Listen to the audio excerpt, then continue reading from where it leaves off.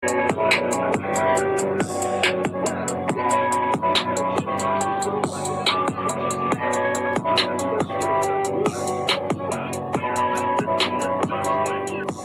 goddamn button? Press the goddamn button! Shout out to the GMS show. Craig Smith reacts to the Corey Holcomb, Anton Daniels situation. I've shared my thoughts on this multiple times already, but I want to hear what he has to say. So let's roll the footage, shall we? He's actually the one who sits in with 51 to 50 on the show. So to get an inside point of view of and perspective of what happened, I think it's going to be interesting. So roll the footage.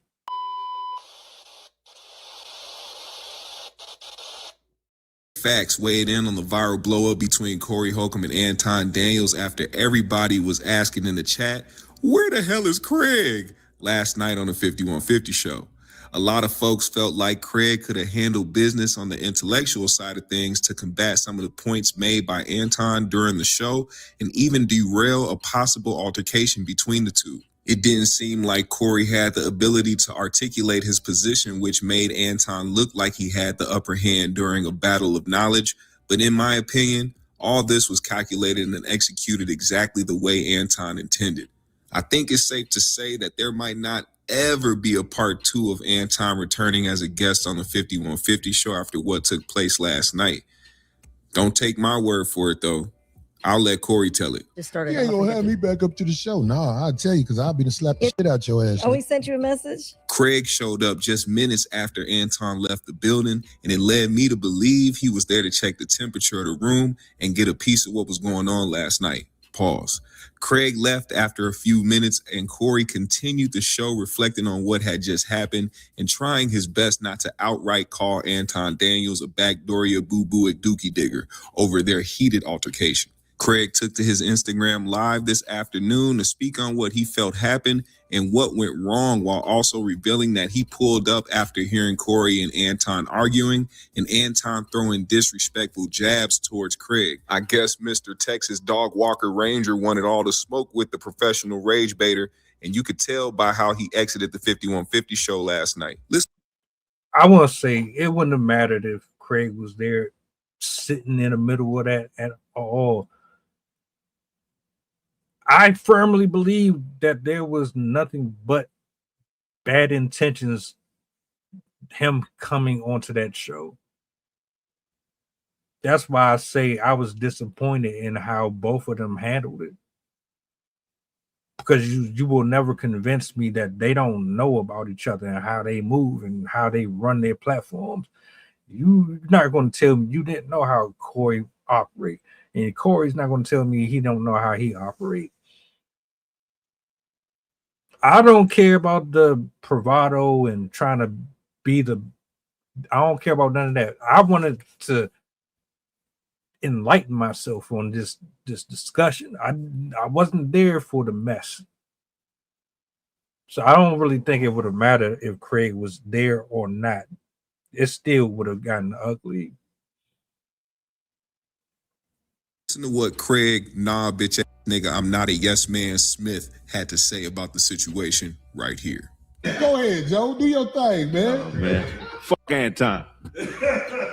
Texas sharpshooter fallacy. That was a great exhibition of a Texas sharpshooter fallacy last night on 5150, done by Antoine. Now, I say in recent history, the greatest exhibition of a Texas sharpshooter fallacy was the Cat Williams interview on Shannon Sharp. What is a Texas sharpshooter fallacy? As I eat this apple. A Texas sharpshooter fallacy is when a person paints a narrative around a situation as their argument, and they frame the narrative, and they take a shot, right? They pose an argument, and they frame a narrative around the argument so they can seem accurate. Follow me. Again, Texas sharpshooter fallacy is when somebody poses an argument and they frame a narrative around the argument to make it seem like what they're saying is accurate. All right? Look that up so you can follow me. We with? Okay, so bam. Last night was a cavalcade of illogical fallacy. You had two men who have opposing opinions. Both have justified opinions to feel that whatever way they want to feel. Antoine being a conservative, pushing the narratives he has the right to do it. Corey being who Corey is, being a comedian with a comedic point of view. That's what a lot of people who are political don't understand about a comic. A comic's political point of view is personal. It's not political. So it's a personal point of view based on life experiences, and it's your interpretation of the world through your view. When you have somebody that's political, their worldview is really a microcosm of whatever political party they're subservient to. So that was the dichotomy. That was the difference. That was the minute difference in the messaging that was coming from both brothers. Corey is speaking his comedic point of view, his comedic point of view versus a political point of view. See, in politics, they always try to make the party's agenda supersede the individuals. If I was on the show, once I sensed that Antoine was speaking in Texas sharpshooter fallacy, I would have ended the show or stopped the conversation, because now I understand that he has an agenda, and his agenda is not based in logic. It's based in a narrative. You understand what I'm saying? So that's the difference. People who operate and build from a narrative or within a narrative will not allow you to shadow that narrative, because that's the only thing they have to anchor themselves in a debate or a conversation. So you have to understand the agenda when you're in these types of situations. So Corey handled himself well, because I know Corey, right? Corey is, if any disrespect, he's about that action. You know what I'm saying? So, but when somebody's running a play, you can't just be about that action, because if they're running a play, you can actually be carrying out somebody else's agenda by standing on something that's connected to your principles. Because when somebody studies you, they understand your principles and they base the narrative around the triggers.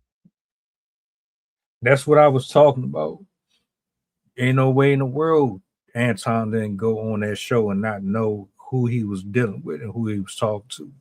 That's why he kept on saying, come on, stop, just stop it. You ain't about that life. You ain't this, you ain't that, blah, blah, blah.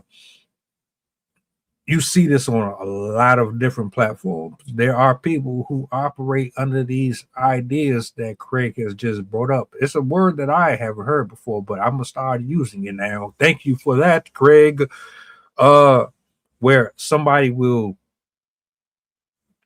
create this subject, and then in order for them to be in a position where you can't challenge it or you can expose them because you don't see what they're doing, they frame these discussions around a specific matter that they are acquainted with, so that you can't really attack it. And it's max behind all of this wordy type shit. I digress. That would be markers inside the principles you have. For instance, if you're a Christian or if you don't agree with a homosexual lifestyle, they will say things. It's called a dog whistle in politics. They will say things that trigger you and evoke a response that makes it seems like you're being emotional. That's why Antoine started being very direct and started being very accusational, because he was trying to trigger Corey. And it worked for a bit, but Corey caught himself and handled himself like a G. I hope they can get back together and do it more, because at the end of the day, what we need in our community is not niggas that want to be right. We need niggas that want to push an intellectual agenda that furthers the common consciousness of everybody black. Do your research on most cult leaders or most dictators or most people who rose to power and did some absolutely heinous things. These are people who willed their way into that position and dealt with a lot of rejection. So when you're dealing with somebody that has an agenda, they will sacrifice the greater good of themselves, so one day they can position themselves to be able to tell you what to do and run your life.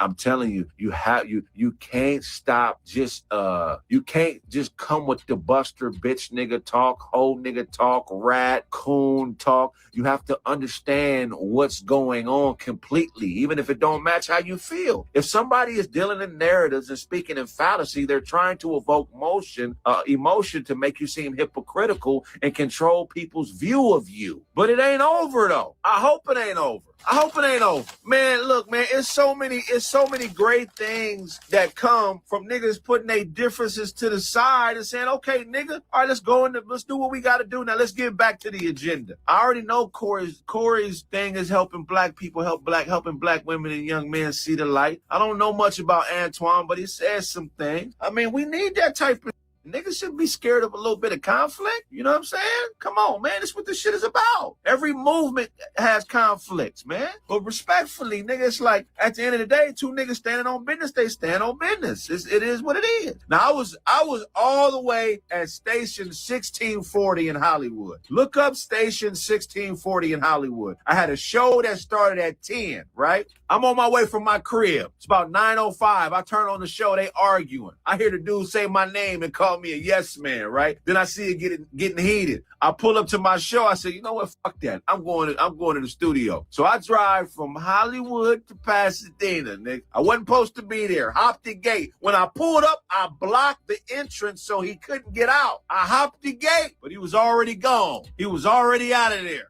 So I pulled up, had a couple homies tucked in the corner, waiting on that action boss. I pulled up, you know what I'm saying? What's up, man, line? And then I got my ass back to my show. So let me tell you something, man, about this comedy game, man. I'm a comedian. I got my own career. I push my own line. I got things I want to accomplish for me and my family that have nothing to do with 5150. I'm a part of 5150. I'm a diehard 5150 guy. But when I heard Antoine attacking the brand, I didn't appreciate that, man. We talking about a legend in Corey Holcomb that sacrificed a lot and experiences a lot of controversy for having the heart to speak how he feels, regardless of what people think about it. You know what I'm saying? So when that nigga said I was just happy to be here, I laughed because look, I'm a comedian. Anybody that really do comedy know Corey Holcomb is one of them niggas. It's an honor to do 5150. I'm not on 5150 to make it my show, nigga. That's Corey's show, nigga. I'm there to be a compliment, you weird ass nigga. But I love to debate you. I love to debate you. You got to play your position on whatever team you on. It's called alignment, exactly. You can't be out of alignment and call yourself a man. It don't work like that. I got my own ship I'm building right here. I got my own studio I'm sitting in right the fuck now, nigga. I didn't like that. Just because you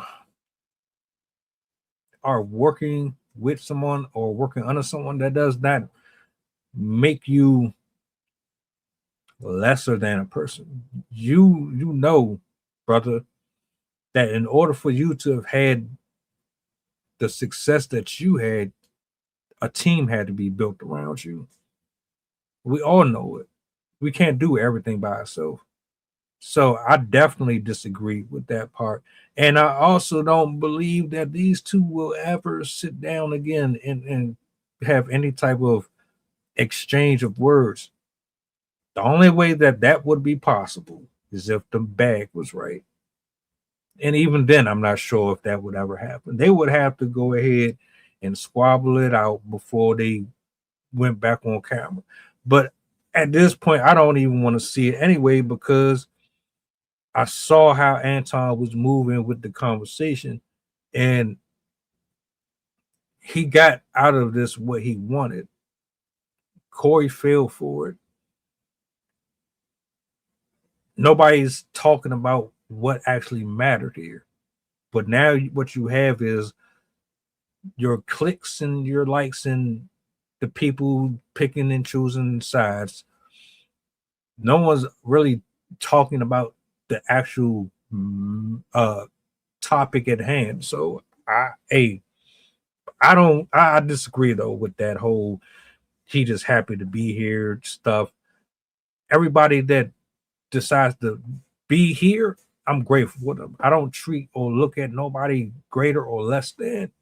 I would never bring somebody on and treat them like that either. Or look at you coming from wherever you're coming to as somebody who was like a rival. We're not here for any of that.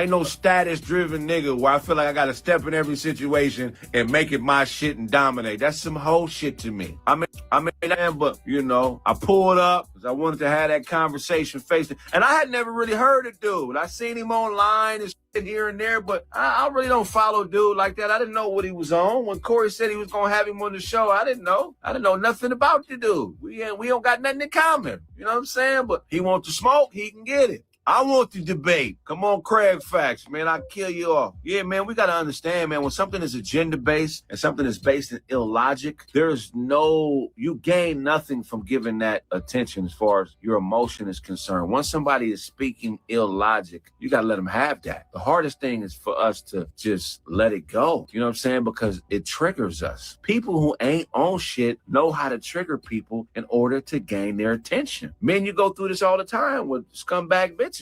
You know, you do everything right for a chick, and then once you don't do one thing right, you all kind of bitch ass niggas, and you ain't shit, and you got a little dick, and you know how I get. That's the same type of shit. But yeah, man, that was an interesting thing. I got so many calls and so many. Look, I don't crash out for nobody. So even me pulling up last night wasn't no crash out. I'm my own motherfucker. Man, you know what I'm saying? I don't crash out, but what's right is right and what's wrong is wrong. You feel me? So respect is number one. You know what I mean? I got a family. Nigga, I got places to go in life. We all got limited time. You feel me? You know, so, you know, stick to your shit, man. You know, it was a bunch of the ad hominem was very present. That's when instead of sticking to the argument, somebody focuses on a flaw. You know what I mean? So it was very agenda-based. Shout out to Corey. Anton, y'all need to run that back. Run it back with me if you like. I would love to do that. Man called Corey racist. Right. You can't be racist if you're not white. I mean, that's a power structure thing. But look, this is why Neely Fuller said black people shouldn't even be around each other. We shouldn't even be around each other until black people shouldn't even be around each other unless they understand white supremacy. That's why you need to buy that United Compensatory Code Book and Guidebook by Neely Fuller so you can get a better understanding of the 9 principles of racism. And sex is one of them. So what y'all think about what Kraig had to say about this? I think that you can absolutely be racist and be black. We're not going to do that, bro. We're not going to do that. Black people don't like black people. Black people don't like white people. There's racism in every culture. I'm going to leave that alone. What I will say is a sit down with you and Anton would be interesting. Just because just listening to this, you saw what was happening. And I think you would have a better chance at actually keeping the conversation where it's supposed to be instead of it getting derailed. But I digress, man. Tell me y'all thoughts. Shout outs to GMS. We out. Welcome aboard the flight. This is pilot Pushite talking. We going back to Memphis and coming straight from New Orleans. The estimated time of arrival is about an hour, and I can turn your ghost if you try and play with my power. So when you look up and see the sun flashing, stay in your seat. If the flight attendant say you making trouble, then we got beef. The turbulence might get rocky. You better not spill your food. This is brand new plane. If you get it messy,